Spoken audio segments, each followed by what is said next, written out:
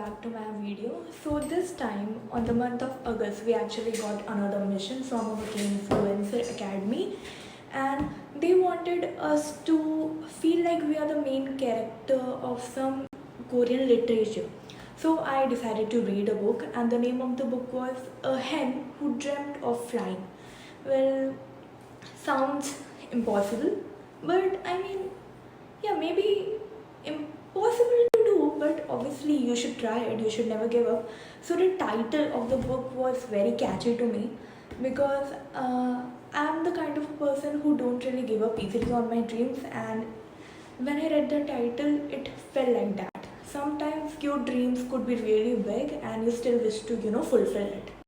So let's talk about what the story is about. So it's actually about a hen. She was basically a egg-laying hen, and she used to live in a small coop, a small cage, and she actually dreamt about having her own baby, like laying a egg and hatching it, and see her baby coming out of from it and grew.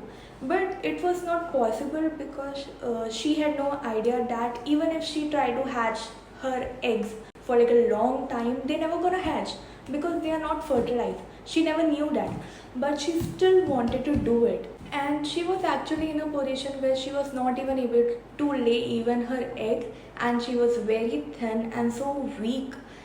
So the farmers, they kind of decided to kill her or eat her, but somehow she was able to escape that cage and come to the yard, the barn where all the other animals were also living, like a rooster, another hen who was supposed to give, like, who was supposed to hatch her eggs, and then there was a white duck, the white duck babies, and there were also a mallard duck, like the one with the green top. So there were other animals. She always used to look at them through the cage, and finally she got the chance to be at the yard and and get a chance to live with them. So what actually happened before escaping from that cage? She actually got stuck in some kind of a situation where she was a target of a weasel, and he wanted to kill her and eat her. But somehow that mallard duck was able to help her and bring her to the yard. Then how she started living in the yard with the other animals. But she was always outcasted, so she decided she should leave. But after leaving, she got chased by the weasel, and somehow while finding a safe space to hide, she actually found an egg. And she was looking for the mother of the egg, but she was not able to find it, and it was there lonely sitting. So she decided that she'll wait for the mother to come, and till then she's gonna guard the egg. But then when no one came, she decided to hatch it, and finally after a while the egg was able to hatch and a baby come out of it. It was like brown in color. She never really doubted it, but after a while when she decided she need a safe space to keep herself and her baby safe from the weasel, she decided to go back to the yard. But all the other animals, they were against it, as I told you already. Like, they used to outcast her, and they did same with her and her like baby. And after a while she found out that it's not a hen's baby, it's not a chick, it's actually a duck's baby. Do you remember the white duck which I told you about? It was the white duck's and the mallard duck's baby. So even after knowing that, she always loved him like it's his own baby.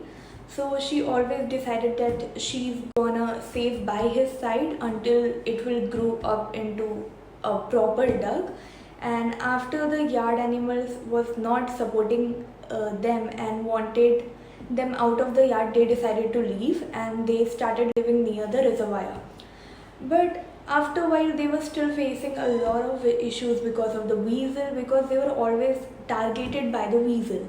Weasel was always at the hunt and they have to hide a lot. The whole book, the whole story is all about how they had to face a lot of problems just because they were of different kinds, but they were destined to be together, the mother and the baby. And how as a mother she always wanted to protect her baby. It's all about like being from the different kinds, getting discriminated, getting outcasted, and finally, after a while, the hen's baby actually started realizing his own strengths, which were different from the hen, and like swimming and flying and all, which was actually a little bit difficult for the hen to realize it. But she understand that someday the duck has to go and live with the live with the animals who are of same kind, same species, so that he can grow properly, right? So finally the story comes to an end when she let the duck fly away with the other mallard ducks and live a life of his own. So the mission, actually what we got from our academy, is that we have to see ourselves as a main character.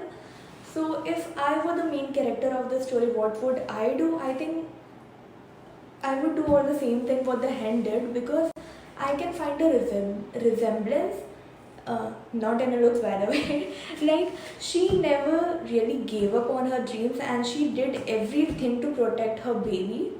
So I think that's a very strong will to do. She was also in a position where she can't even stand, but just to protect her baby, she tried her best and did everything she can. She was very confident and she became so powerful and so fierce that she actually went up against all the yard animals just to protect her baby. The whole book actually treated all the animals like they all are like humans and have human emotions. They were talking to each other, expressing their feelings, their dreams, their ambitions, and they also had like plans how their future gonna look like and how it should look like. I think this book was a really amazing book to read, and in the end you will realize, like, if you decided to do something for yourself, if you have a dream and if you are really persistent to that, one day you actually gonna achieve it. So I'll tell you, if you ever get a chance, to read this book. And I think that's all. I hope to see you in another video.